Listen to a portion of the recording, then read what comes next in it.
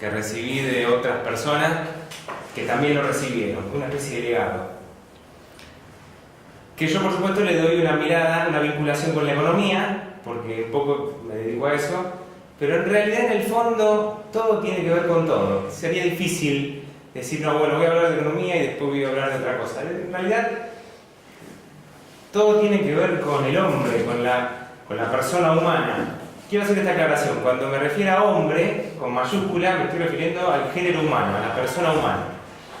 Antes no había que hacer esta aclaración, hoy me parece que es válida, ¿no? Hombre como persona humana, género humano.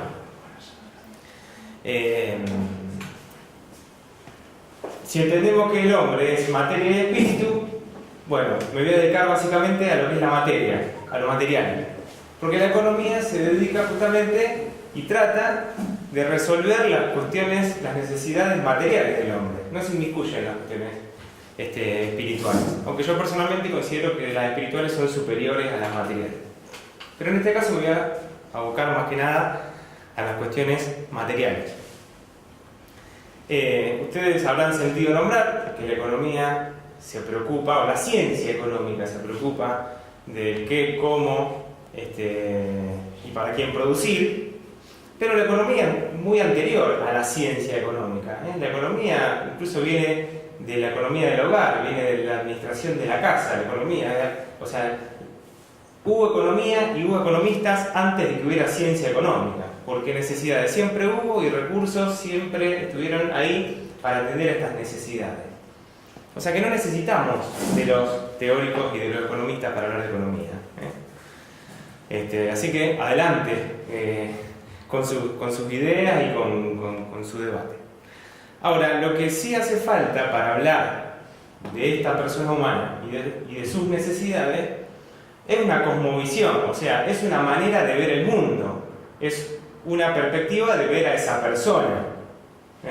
Porque fuera de cualquier materia opinable, no es lo mismo considerar a la persona humana una criatura semejante al mismo creador, una criatura que está en un nivel de superioridad al resto de la creación, que considerarla un animal más de la creación.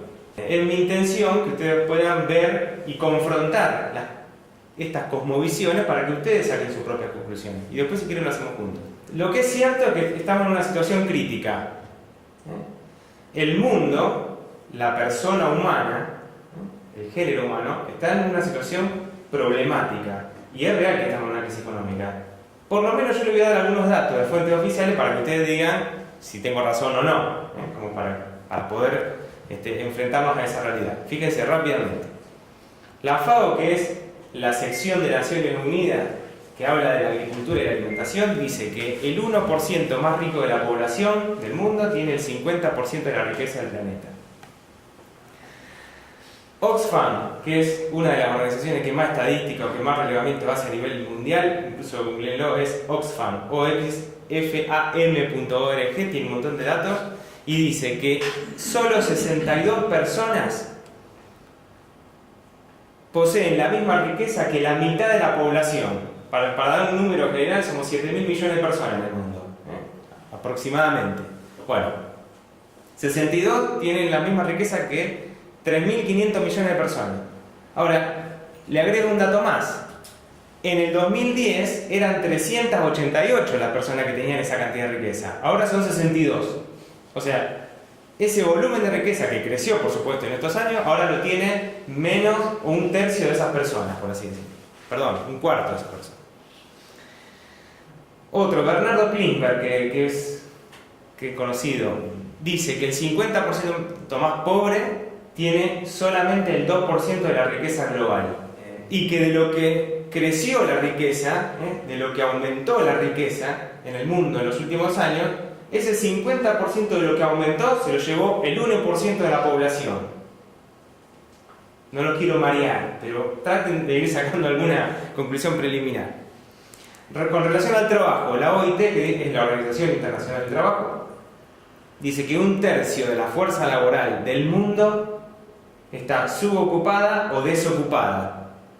Y más del 20% de la población se encuentra en la indigencia extrema. Indigencia extrema que no tiene ni siquiera para comer ni para vivir, ni la ropa, ni el alimento, ni la vivienda. El 20% de la población del mundo.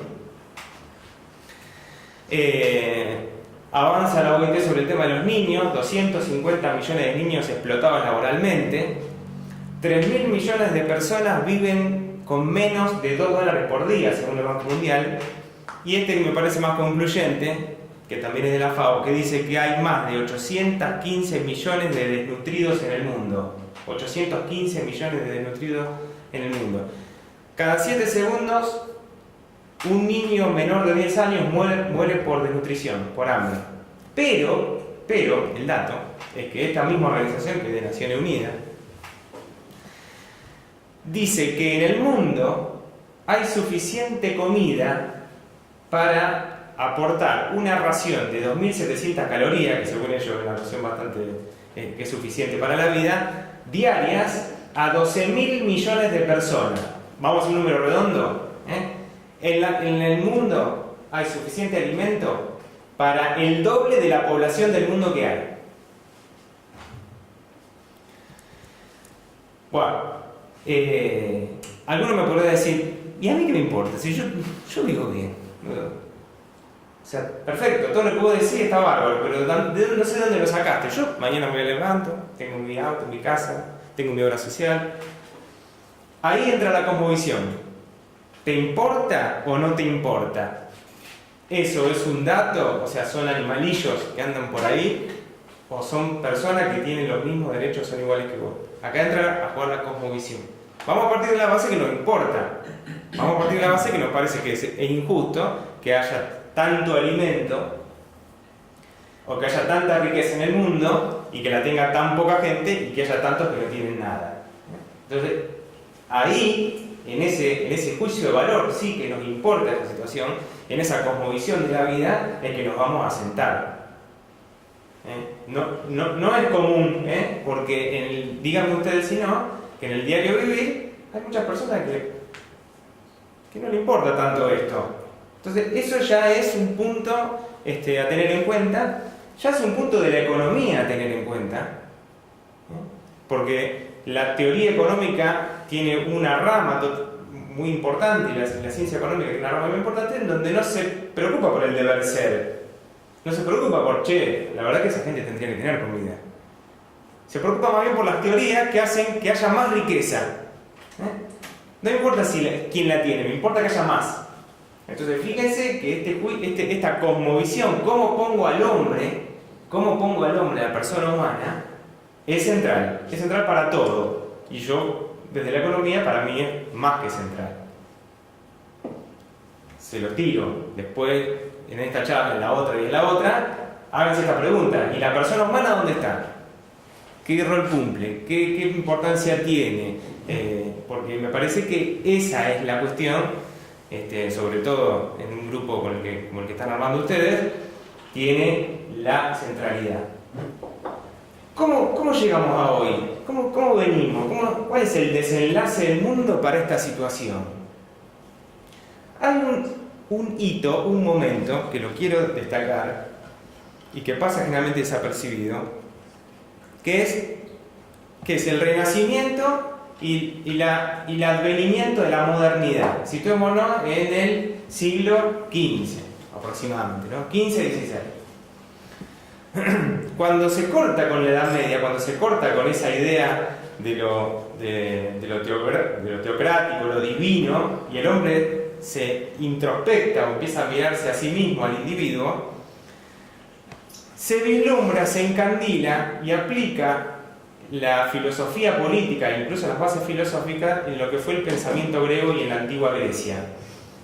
Y hablan de un desarrollo político que se produce en el ágora. Yo les iba a dibujar un círculo. El ágora era el lugar de la polis, el lugar donde se debatían las cosas, donde participaban las personas, ¿no?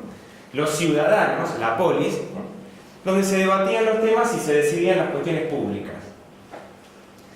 Y entonces se hace toda una honra de la participación y la importancia de ese encuentro para las definiciones de la cosa pública, pero Pero ese lugar, que era el ágora, el lugar de debate de la polis, era frecuentado por aproximadamente unas 30.000 personas, en lo que fue el esplendor de la cultura griega. Ese lugar estaba compuesto básicamente por los políticos, los que hacían la política, los que hacían la religión y los que hacían la guerra. Y se era ciudadano por una cuestión de sangre, ¿no? O sea, era ciudadano si eras nacido de los que eran ciudadanos que provenían de estos tres grupos. Ahora, no eran todos los que vivían ahí, porque fuera de la polis, fuera del ágora, había unos 320.000 personas más. 320.000 personas más. ¿Que quiénes eran? Los artesanos, los agricultores, los herreros, algún comerciante, los que laburaban, hablando mal y pronto, ¿no? O sea, era un grupo que decidía las cuestiones públicas, que tenía el privilegio de ser, y que tenía ese privilegio de ser justamente para definir una calidad de vida buena, una calidad de vida digna, pero a costa del trabajo que desarrollaban los otros. O sea, era la polis y el resto. Fíjense qué interesante, aunque destacamos muchas cosas de Aristóteles, fíjense lo que dice respecto a estas otras personas. Traje algunas citas porque me parece que es más importante, mejor dicho, es importante que quede también la referencia de quién dice tal cosa, ¿no? Y entonces Aristóteles en la política dice: esto prueba claramente lo que el esclavo es en sí y lo que puede ser. El que por una ley natural no se pertenece a sí mismo, sino que, no obstante ser hombre, pertenece a otro. Es naturalmente esclavo. Es hombre de otro el que en tanto que es hombre se convierte en una propiedad. Y como propiedad es un instrumento de uso completamente individual. A ver, Aristóteles que decía: hay que procurar la buena vida de los ciudadanos. Para eso las personas tienen herramientas animadas e inanimadas. Dentro de las herramientas animadas estaban los esclavos, estaban las personas. Es decir, ya en las bases filosóficas de la modernidad, en ese encandilamiento de lo que fue la estructura del mundo occidental, primeramente a partir del siglo XVI en adelante, estaba claramente el sentido de la dominación, estaba claramente una cosmovisión de la persona. O sea, no somos todos iguales. Fíjense que acá dice naturalmente. Hay personas que naturalmente son esclavos. No es que naturalmente somos todos iguales. Naturalmente vos sos polis, vos sos esclavo. Se da con fuerza o por 300 años, vamos a decir, entre el siglo XV y el siglo XVIII, por el siglo XVI y mitad del siglo XIX, es el mercantilismo. ¿Cuál era la concepción de los países potencia, sobre todo los que manejaban los dominios de ultramar? Era la colonización, la esclavización y la confiscación, por no decir robo, de los metales y de los recursos de los otros pueblos. Así se hizo la acumulación de recursos, así lograron hacer grandes potencias, que después, por supuesto, con otros fenómenos importantes, como la revolución industrial, un montón de situaciones, incluso la reforma misma, y el desarrollo tecnológico que se fue dando, permitió, o fue la cuna de la revolución industrial, pero ya sobre la base de un proceso de acumulación que no tenía a todos los pueblos en la misma visión. No tenía a todas las personas en el mismo criterio. Unos eran señores y otros eran esclavos. Lo que fue América, para muchos, fue el lugar donde ir a sacar las cosas. ¿Para qué? Para sostener un nivel de vida, para sostener una revolución, para sostener un imperio. Fíjense que hubo un pequeño momento de liberalismo, por así decirlo, entre 1846, que fue la ley de aduanas en Inglaterra, la ley de grano en Inglaterra, y la primera gran depresión de ese sistema, que fue en 1876. Pero en general, los países potencia, los países que tenían colonias, por supuesto, y que se hicieron ricos también a costa de los recursos de otros, eran básicamente proteccionistas. ¿Por qué? Porque la lógica era esta. Era polis, esclavos. Y en esta primera configuración, los estados-nación jugaron un rol importante.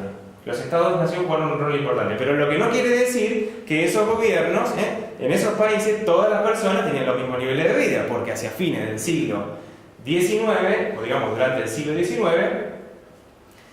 la revolución industrial generó grandes masas de trabajo esclavo que se daban, por supuesto, en Londres, en Alemania, Estados Unidos, etc. O sea que tampoco era una cosmovisión desde los países o desde las naciones para con otras naciones. Era básicamente un problema de las oligarquías dominantes.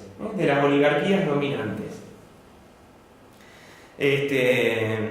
Después de esta situación desencadena en el periodo de guerras y termina la Segunda Guerra Mundial con un mundo en una mesa donde había dos cabezas.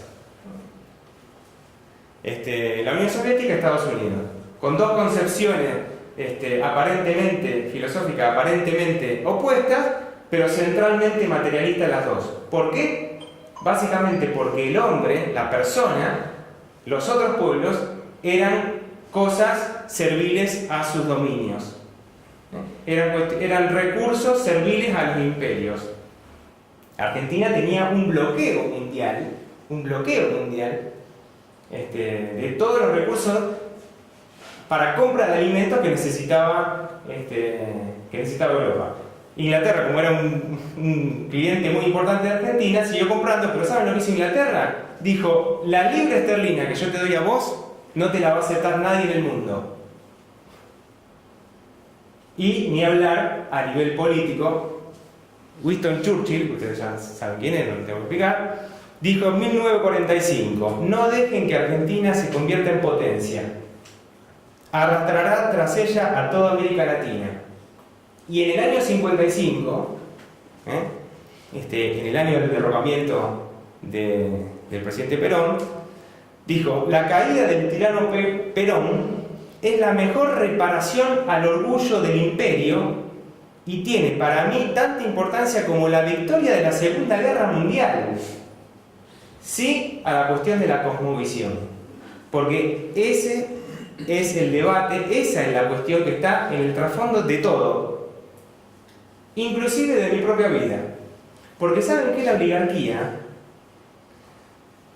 yo tenía un maestro que ya falleció, Alejandro Álvarez se llamaba, dice, la oligarquía no es una forma de gobierno.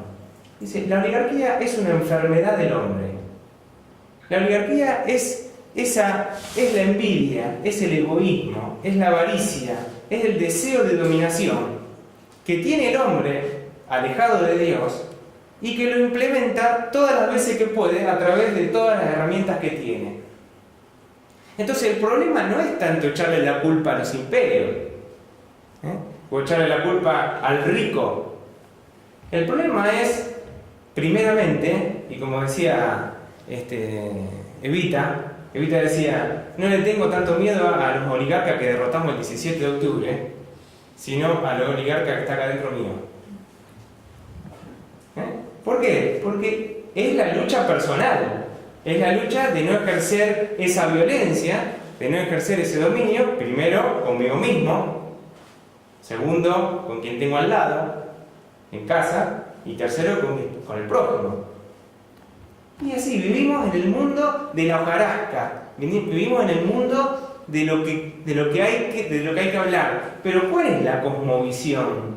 ¿Cuál es el propósito de lo que está pasando? Yo me pregunto, ¿los recursos de la Argentina hoy están dispuestos para satisfacer las necesidades de los argentinos? ¿O estamos diciendo, paren, primero hay que satisfacer al gran capital? Porque gracias a eso, después nosotros vamos a poder estar un poco mejor.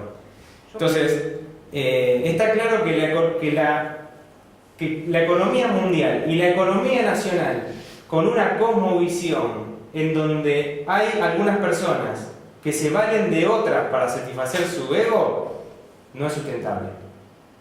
Termina mal. Una cosmovisión o la otra. Simple. No quiero decir que no hay otras, pero yo presenté dos. Una donde el hombre, donde la persona es igualmente importante. Otra es donde algunos tienen que esperar. Una es donde los más ricos ceden para los más pobres. Y otra es donde los más pobres se la aguantan porque así les tocó. Una es la que los que tienen que dar el primer ejemplo para dar a los otros, ergo, aplicación, impuesto a las ganancias. Sí, impuesto a las ganancias es el mejor impuesto, el más progresivo que hay. 35 y subile si querés. Subile si querés, por supuesto, después está todo lo otro y en qué se lo gastan, ¿no? Siempre decimos lo mismo. Versus, y que paguen todo, IVA.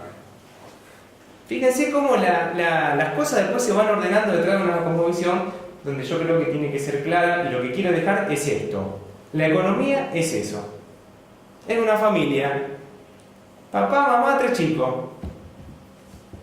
El sueldo, 20.000 pesos. ¿Qué hacemos con el sueldo? Papá dice, me voy a comprar una raqueta, 18.000 pesos. Porque tengo que jugar al tenis, tengo que partir el fin de semana. Y mamá sufre y hay un hijito que no comía hace 3 días. Va a tener que esperar. Porque yo no veo a los argentinos, no me veo inclusive, en esta discusión. Pará, ¿cómo estamos mirando a la persona? ¿Como un objeto o como el fin último de las cosas? Pero les dejo simplemente esta reflexión. La economía es mucho más simple de lo que parece cuando vamos a lo importante. Para lo que no es importante, dejen a los economistas que para eso estudiaron. Pero lo que es importante, sí somos todos responsables. Así que bueno, espero haber sido de utilidad y cualquier cosa a disposición.